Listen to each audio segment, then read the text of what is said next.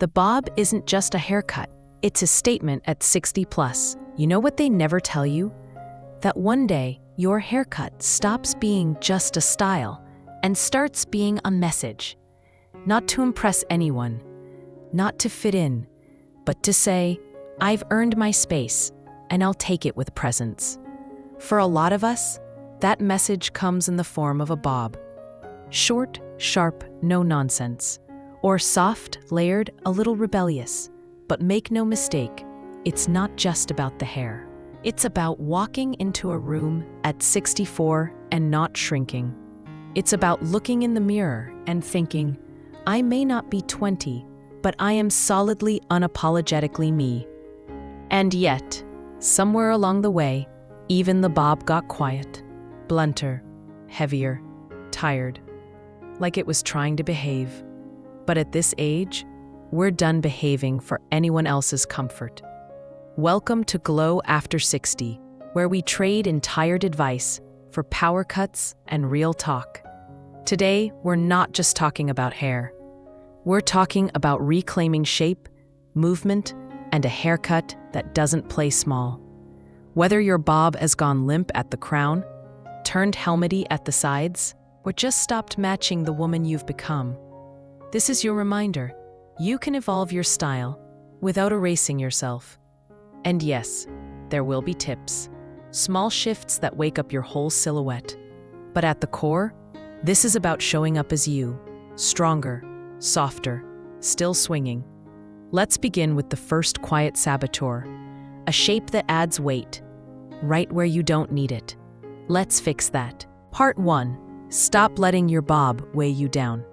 You ever catch your profile in a window and think, why does it look like my haircut is doing a slow-motion faceplant?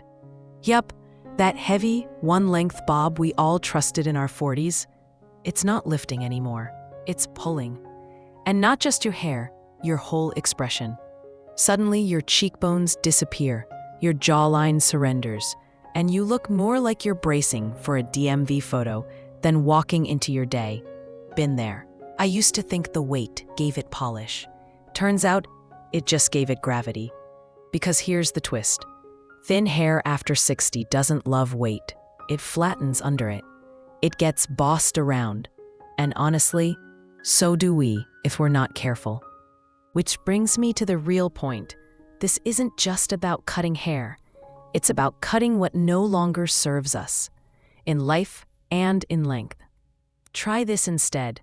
Ask for light layering through the bottom third of your bob.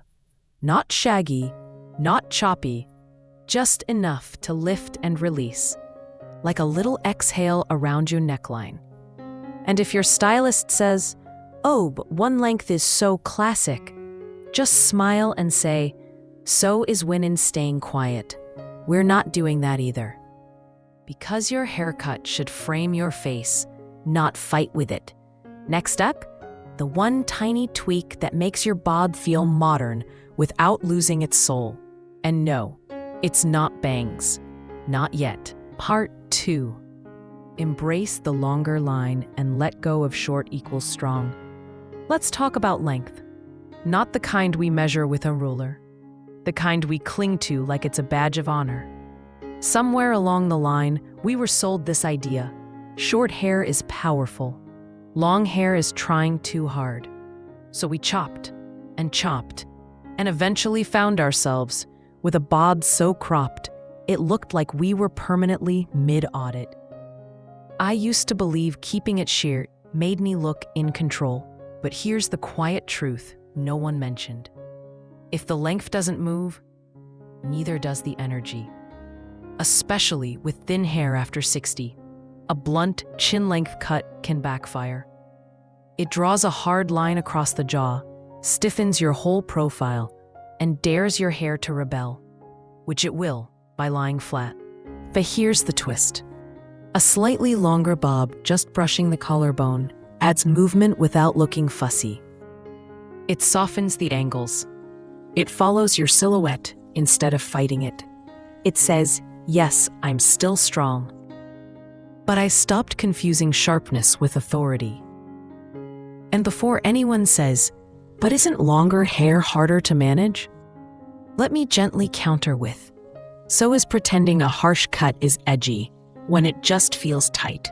So if you've been defaulting to short because it feels safe, just know softness isn't weakness, and power doesn't have to come in blunt lines.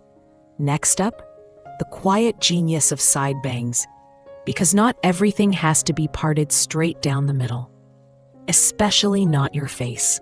Part 3. Side bangs aren't just cute, they're strategic. Remember when we all ditched bangs in our 50s because we thought, I'm done with that drama? Yeah, me too. I declared independence from fringe like it was a bad ex. But then, the forehead started doing that thing. You know the one, where it suddenly became a landing strip for light. Every photo? Glare. Every Zoom call? Distracting. And don't get me started on the 11 lines that showed up uninvited. Here's what I learned, reluctantly at first. Side bangs aren't just about covering things, they're about balancing them, especially with thin hair. They break up all that flat real estate on the top half of your face, soften strong brows, and give the illusion of lift, without adding volume you don't have. But here's the real kicker. They change your entire vibe. A light, feathery side bang says, I'm still playful. I still edit my look. I didn't check out at 59. And don't worry, this isn't a return to full-throttle 1987 mall bangs. We're not teasing. We're not shellacking. We're just letting a few well-placed strands do some quiet magic. It's the kind of detail that makes people say, did she do something? Without knowing what. So if you've been feeling like your bob's just hanging there, side bangs might be the nudge it needs to start smiling again. Up next, why the ends of your haircut might be aging faster than your face, and how lightening them just a little can shift everything. Part 4. Brighten the ends. Your hair deserves light, too. You ever look at the ends of your hair and think, why do they feel like the last 5 minutes of a party? A little dry, a little flat, and definitely ready to go home. I used to ignore them. I thought, as long as the roots are fresh, who's looking at the bottom? Well, apparently everyone, including my own reflection. Here's what no one told us. For women with thin hair after 60, the ends carry a lot of visual weight. If they're dark, heavy, or one solid block of color, they can drag the whole cut down faster than a humid day in August. And let's be honest, we've carried enough weight in life.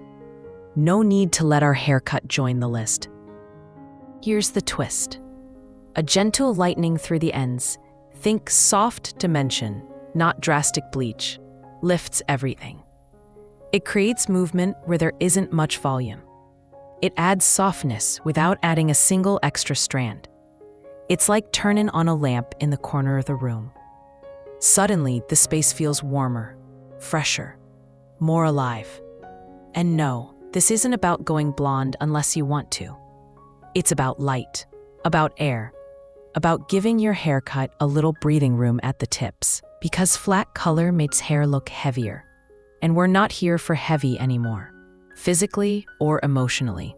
So if your bob feels like it's wearing cement boots, consider asking your stylist for a few lighter pieces toward the bottom third.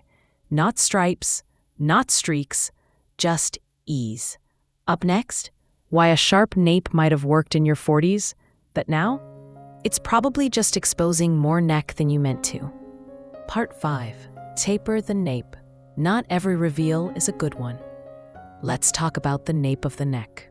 That little area in the back that we used to ignore. Until one day, we caught a photo from behind and thought, oh, so that's what everyone else has been seeing. Yup. What used to be a sleek, crisp bob line has turned into, well, let's just say, it's not doing us any favors. I used to think a clean, blunt nape made my haircut look polished. Turns out, it just made my neck look longer. Not swan-like, just longer, and somehow bonier. Here's the truth. After 60, especially with thinning hair, that sharp horizontal line across the nape can be harsh. It cuts you off visually. And depending on how your hair grows, It might even create that awkward puff at the back. You know the one, where it looks like your bob brought a pillow. Enter the tapered nape. It's a soft graduation, a gentle narrowing toward the bottom, and it does 3 magical things. 1, it keeps the bob from stacking up too bulky. 2, it elongates the neck gracefully, not like a giraffe on alert. 3, it gives your whole silhouette that, oh, she just looks put together vibe. Think of it like tailoring for your haircut. Not flashy, not obvious, but once you do it, everything fits better. So if you've been wondering why your bob looks better from the front than the back, this might be your fix. Next up, we'll close with one last idea: how to wear your bob like it's not just a style, but a quiet declaration of who you are now. You don't just wear the bob, you redefine it. So what did we really talk about today? Not just layers, not just side bangs, not just the gentle art of not letting your haircut expose half your spine. We talked about power. Soft power, quiet power. The kind that doesn't need to shout, but still owns the room just by walking in. Because at this stage, the bob isn't about looking cute. It's about claiming space. It's about showing the world that you know exactly who you are. And you've edited accordingly. If you're still wearing the same bob you had at 45, that's not loyalty. That's autopilot. And honestly, you deserve more than default settings. A few light tweaks, stacked layers, a gentle taper, a whisper of light at the ends, and suddenly, it's not just a haircut. It's a reflection of your now. The version of you that's bold enough to take up space and wise enough to know how to do it gracefully. So tell us in the comments, which part of your bob are you rethinking? Which habit are you retiring with a wink and a sigh? And don't forget, you don't owe anyone the version of yourself from 1992. You get to update. You get to evolve. Even your haircut gets to grow up with you.